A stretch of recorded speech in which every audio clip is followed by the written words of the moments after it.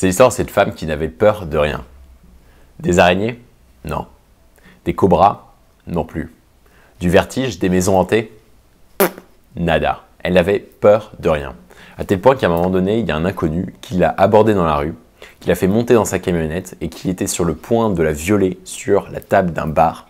Heureusement pour elle, le gars a entendu des sons et donc du coup, il a arrêté. Mais quand ils sont sortis, elle lui a demandé de la raccompagner chez elle en voiture. Alors qu'est-ce qui s'est passé pour elle? Qu'est-ce qui s'est passé pour SM?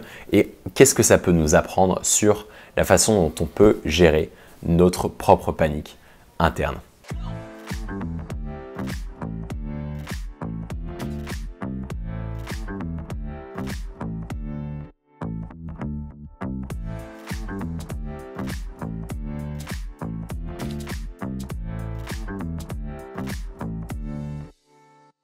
Elle a été atteinte d'une maladie grave qui faisait que son amygdale, la partie qui est responsable pour le traitement de la plupart de nos émotions, était totalement absente chez elle. Et donc du coup, beaucoup de scientifiques ont essayé de se demander est-ce qu'elle était totalement immunisée à toutes les peurs possibles et inimaginables. Et ils se sont amusés à essayer de répondre à cette question pendant plus de 20 années. 20 années pendant lesquelles ils ont conduit des expériences avec elle, où ils l'ont exposée à des serpents, à des araignées, à des maisons hantées, des films d'horreur, à des expériences de vertige, etc., etc. Et ils n'arrivaient jamais à vraiment lui faire peur. Jusqu'au jour où il y a un scientifique qui a tenté quelque chose de totalement improbable. Il l'a exposée à un gaz en particulier. Et ce gaz, tu le connais très certainement, parce qu'il joue un rôle majeur dans le réchauffement climatique. Il s'agit du dioxyde de carbone. Dans l'atmosphère, le CO2, même s'il joue un grand rôle dans le dérèglement climatique, il est finalement présent en très faible quantité. Il représente 0,04% de la totalité des gaz. Mais dans notre corps, il est présent à des quantités bien supérieures. Parce que finalement, notre corps, il l'utilise à chaque fois qu'il consomme de l'oxygène, il rejette du CO2 pour la faire de façon très schématique. Et cette femme-là, SM, on l'a exposée à des taux supérieurs en CO2. Non pas de 0,04%, ce qui est l'exposition par défaut, mais de plus de 7% de dioxyde de carbone dans l'air qu'elle inspirait. Et pourtant, dès la première bouffée de cet air-là qui a été mélangé, SM s'est mis à paniquer de façon totale. Pour la première fois de sa vie, elle a fait l'expérience du mot panique. Elle a totalement pété les plombs. Elle a commencé à se lever de façon brutale. Elle a senti quelque chose d'hyper asphyxiant. Elle faisait que de crier à l'aide. Aidez-moi, aidez-moi, aidez-moi. 1 minute d'angoisse pour seulement une bouffée de cet air. Et pour quelqu'un qui n'a jamais subi l'expérience de peur. Alors qu'est-ce qui s'est passé pour elle? Qu'est-ce qui s'est passé pour SM? Et qu'est-ce que ça peut nous apprendre sur la façon dont on peut gérer notre propre panique interne?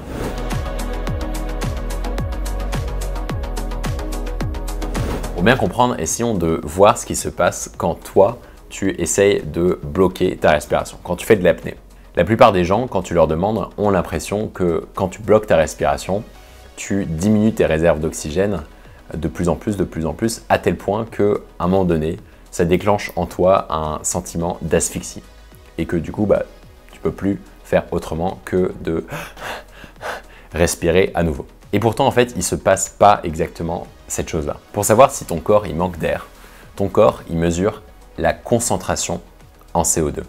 Il le mesure grâce à des récepteurs qui sont bien installés dans ton corps et qui le sont depuis des millions d'années, puisque finalement le phénomène de respiration, c'est quelque chose de très ancestral et qui date des premières cellules. Et lorsque ton corps consomme de l'oxygène, il relâche du CO2. Et c'est comme ça que petit à petit, la concentration en CO2 peut augmenter dans ton sang. À tel point que quand on sent qu'on manque d'air, en fait, c'est qu'on a trop de CO2 dans le sang. Et c'est exactement ce que ressentait SM à ce moment-là. Elle ressentait trop de CO2 dans son sang et ça a déclenché immédiatement un sentiment de panique très fort chez elle. Mais moi, ce qui m'intéresse de savoir, c'est pourquoi est-ce qu'une femme qui, normalement, n'est pas censée connaître la peur, après une seule bouffée de cet air-là, peut être dans un état extrême de panique.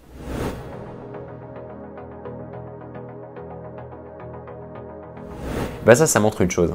Ça montre que, en fait, il n'y a pas que l'amygdale qui est responsable de notre centre de peur. Il y a tout un système de plomberie à l'intérieur de ton corps qui finalement est très ancien d'un point de vue de l'évolution, qui participe à tes angoisses, qui participe à tes peurs. Et ce système de plomberie, c'est la plus grande des peurs auxquelles on est confronté, c'est la peur de l'asphyxie. Je trouve ce sujet particulièrement intéressant parce que c'est là où on voit finalement un des liens entre la respiration et notre niveau de stress, notre niveau d'angoisse et notre capacité à rentrer en panique. Et finalement, il n'y a pas d'un côté le centre de la peur, l'amygdale, et de l'autre le phénomène d'asphyxie. Finalement, c'est une danse perpétuelle. Quand on a peur, on a tendance à retenir sa respiration. Quand on retient sa respiration, on a tendance à provoquer en soi un mécanisme réflexe de panique. Et quand on panique, on a encore plus peur. C'est une sorte de danse comme ça qui se renforce encore et encore. Et il y a une bonne nouvelle, c'est que finalement notre inclinaison à céder à la panique ou à céder à la peur facilement dépendrait de notre tolérance à accepter des niveaux élevés en CO2. Et pourquoi est-ce que je dis que c'est une bonne nouvelle?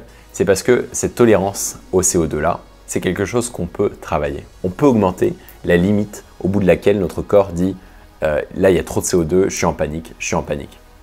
Et en augmentant ça, finalement, on arrive à jouer sur notre niveau d'angoisse. Alors comment augmenter notre tolérance au CO2? Ça, c'est quelque chose qui est très connu dans notamment le monde de la plongée. Moi, je suis un très grand fan de Guillaume Néry. Je trouve qu'il a énormément de charisme et de calme qui dégage à l'intérieur de lui. Et je pense qu'une partie de ce calme-là vient de ce qu'il a pu trouver en lui quand il arrive à retenir sa respiration. Un bon exercice du coup pour t'entraîner à gérer tes peurs, à calmer tes angoisses, c'est de t'entraîner à l'apnée. Soit de t'entraîner à bloquer ta respiration, à le maintenir pendant un certain nombre de temps. Et d'ailleurs, il y a Super Echo qui a fait une super vidéo à ce sujet, j'en félicite pour ça. Mais aussi, une autre très bonne façon de faire, c'est de faire des exercices de respiration lente. Moi, c'est ce que je propose aux hommes que j'accompagne, c'est de respirer très lentement, et bien plus lentement que ce que tu penses. À la fin de l'entraînement que je propose aux hommes, je les entraîne jusqu'à inspirer pendant 20 secondes, expirer pendant 20 secondes et le tout pendant 10 minutes. Donc c'est quelque chose que tu peux faire par toi-même. Et ça, c'est une très bonne nouvelle, je trouve, parce qu'on a des ressources en nous qu'on peut faire comme ça, qui nous sont franchement accessible. Et rapide message, parce que peut-être que tu as conscience de ton problème d'éjaculation prématurée, mais peut-être que pour toi c'est difficile de suivre les bons conseils ou d'avoir un contexte qui est nourrissant autour de ça pour pouvoir te transformer en profondeur. Et c'est pour ça que je te propose plus d'1 heure de masterclass que j'ai réalisé il n'y a pas si longtemps autour de concepts clés à vraiment saisir pour pouvoir vaincre l'éjaculation prématurée. Tu peux la retrouver en description de cette vidéo. Je t'encourage fortement à t'inscrire. Et puis derrière, si tu veux une thérapie plus complète, je te la proposerai à la suite de cette participation à la masterclass. Allez, ciao! Moi personnellement, j'ai commencé à m'entraîner à l'apnée et je vois que ça m'aide énormément à gérer mon calme, à gérer mon stress, à être plus centré, plus serein dans plein de domaines de ma vie. Voilà, j'espère que cette vidéo t'a été utile. L'expérience de SM a été tirée d'un bouquin qui est extrêmement bien détaillé sur la respiration. Pour l'instant, il n'est pas encore traduit en français, mais je te le recommande. Je te l'ai mis en description, tu peux le trouver. Si tu es intéressé par le sujet de la respiration, dis-le moi en commentaire, parce que moi, c'est quelque chose qui me fascine de plus en plus. Alors, je peux que t'encourager à essayer ça pour toi. En attendant, porte-toi bien, reste présent et à la semaine prochaine. Ciao!